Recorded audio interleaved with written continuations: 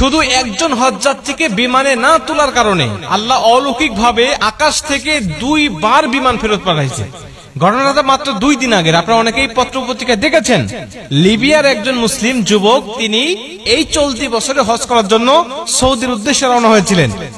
উনি যখন immigration pass করে, বোর্ডিং পাস করে যখন তিনি চলে আসছেন বিমানে উঠবেন, সর্বশেষ যাত্রী তিনি বিমানে ওঠার জন্য, উনি যখন উঠবেন তখন সিকিউরিটি গার্ড তাকে বলছেন যে আপনার পাসপোর্ট জনিত সিকিউরিটি ইস্যু রয়েছে, এর কারণে আপনি বিমানে উঠতে পারবেন না, আপনার হজে যাওয়া হবে না। উনি বলছেন যে আমাকে যখন বাধা দিল আমার মধ্যে কোনো হতাশা কাজ করতেছিল না, কারণ আমার মধ্যে প্রবল ইচ্ছা আর আগ্রহ ছিল যে আল্লাহ অবশ্যই আমাকে মক্কায় নিয়ে যাবে, আমাকে হজ করার জন্য নিয়ে যাবে। সিকিউরিটি গার্ডের আমাকে সান্ত্বনা দিতে লাগলেন, দেখেন যে আপনার সমস্যার কারণে আপনি যেতে পারবেন না, আল্লাহ বাঁচায় রাখলে আপনি আপনার সামনে বার যাবেন। তো উনি বলছেন দেখেন আমি হজ করার জন্য নিয়ত করেছি এবং বাসা থেকে বের হয়ে আসছি, নিয়ত করার দায়িত্ব আমার আর নিয়ে যাওয়ার দায়িত্ব আল্লাহ পাকের, অতএব আমি যেহেতু এখান পর্যন্ত চলে আসছি আপনারা বিশ্বাস করেন এই বিমান যাবে না, আমাকে না নিয়ে এই বিমান যাবে না। উনি কথাটা বলতে বলতে বিমান স্টার্ট হয়ে গেছে, দরজা বন্ধ করে দিয়ে চলে গেছে। আকাশে যখন উড়ে চলে গেছে হঠাৎ বিমানের মধ্যে সমস্যা, যান্ত্রিক ত্রুটি, তখন বিমান আবার ব্যাক করছে। ব্যাক করার পরে তারা দরজা না খুলেই, পাইলট দরজা না খুলেই আবার এগুলো ঠিক করেছে। ঠিক করার পরে আবার বিমান উড়ে চলে গেছে। আবার যখন উড়ে চলে গেছে একই সমস্যা, বিমান তো অবাক, আমরা ঠিক করলাম, ভালো বিমান নিয়ে আকাশে উড়লাম, আবার ত্রুটি দেখা দিল, আবার গিয়ে ঠিক করলাম, আবার চলে আসলাম, আবার একই সমস্যা দেখা দিল। উনি বলছেন আমি দ্বিতীয়বার আল্লাহর কসম করে বলছি যে আল্লাহর কসম ওই আমের আল মাহদি যতক্ষণ পর্যন্ত আমার বিমানে না উঠবে ততক্ষণ পর্যন্ত আমি বিমান আকাশে উড়াবো না।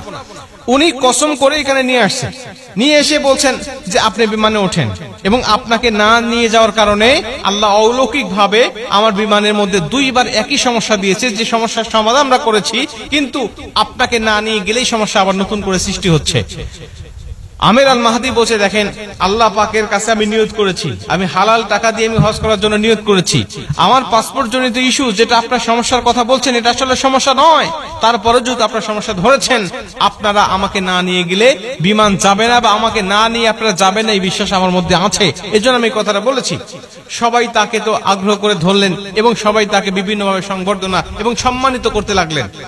এখান থেকে পরিষ্কার ভাবে বক্তব্য বোঝা যায় যে আল্লাহ পাকের কাছে যখন কোনো ব্যক্তি খাঁটি দিলে নিয়ত করে আল্লাহ পাক তখন সেই নিয়তটা পূর্ণ করে, এটা আল্লাহ পাকের দায়িত্ব। বান্দার চেষ্টা যখন শেষ আল্লাহ পাকের সাহায্য তখন থেকে তার শুরু হয়ে যায়। বান্দা ইচ্ছা করলেই বিমানটাকে আটকিয়ে রাখতে পারবে না, কারণ এটা দেশের নিয়ম, দেশের আইন, সে ইচ্ছা করলেই এককভাবে সেটাকে পরিবর্তন করতে পারবে না। এজন্য আল্লাহ পাক অলৌকিক ভাবে বিমানটাকে বারবার সমস্যার মধ্যে ফেলিয়ে পাইলটকে শিক্ষা দিতে চাইলেন যে ওকে না নেওয়া পর্যন্ত তুমি এই যাত্রীগুলো নিয়ে তুমি মক্কায় প্রবেশ করতে পারবে না, যেতে পারবে না। প্রিয় ভাইরা আমার, বান্দার চেষ্টা থাকতে হবে, আগ্রহ থাকতে হবে। আল্লাহ পাক দেখেন বান্দার ভিতর তামান্না নিয়তটা কি আছে, আল্লাহ পাক দেখেছে বান্দা নিয়ত খাঁটি সহি, হালাল টাকা দিয়ে সে হজ করতে যাচ্ছে, কেন সে যেতে পারবে না, আমি আল্লাহ তাকে নিয়ে যাব। ইউসুফ আলাইহিস সালামকে যখন ঘরের মধ্যে জুলাইখা বন্দী করে ফেলেছিলেন, ইউসুফ আলাইহিস সালাম দেখলেন আমার শক্তি এখানে আর নাই, আমার শক্তি কতটুকু, ওই দরজা পর্যন্ত আমি যেতে পারবো, দরজা পর্যন্ত আমি হেঁটে হেঁটে যেতে পারবো বা দৌড়ায় যেতে পারবো, কিন্তু দরজা খোলার শক্তি আমার নাই, কারণ চাবি আমার হাতে নাই। আল্লাহর সাহায্য আমার উপরে আসবে তখন, আমার শক্তি আমার চেষ্টা ব্যর্থ হবে যখন, তখন উনি দৌড়ায় চলে গেলেন। আল্লাহ পাক তখন তার দরজাগুলো খুলে দিয়ে তাকে সেখান থেকে মুক্ত করে দিলেন।